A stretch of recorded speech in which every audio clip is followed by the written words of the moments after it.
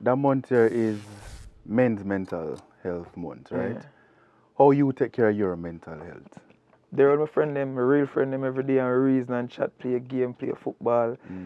Yeah, me have some real friend, you know. Yeah. Like, me not think say people understand this.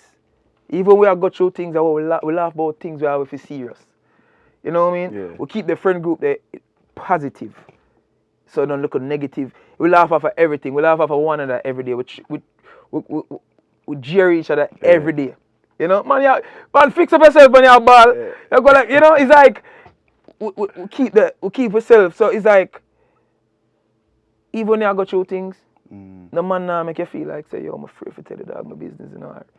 I'm afraid to say. When actually talk about it in the field. Yeah, like therapy session. Yeah. You know what I mean? Like, yo, you know, say this not go on good or this not happen right, and we have to, every man have them opinion and nobody now make it seem like say, yo, you know, for telling me, you know what I mean? So it's like, have good friends, bro. So I think is one misconception that people always have about men and mental health.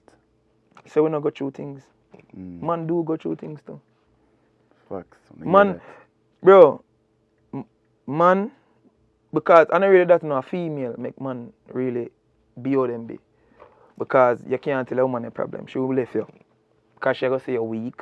She gonna say you're bad for everything. She gonna say hold up your stress. Yeah. You know what I mean? You see, hold up where you go through. You see me? So a man rather behind closed doors, a man will shed some tears, man. Yeah. A man will go through things and shed tears and then fix themselves and put on a smile and feel world and gone again. So what advice would I get to somebody who has got through something right now? Sometimes it's good for ball. Sometimes it's good for shed some tears, release what you go through if you can't have nobody to talk to. And pray about it. One prayer a day, keep anything away. You know what I mean? Is it? A real thing, man.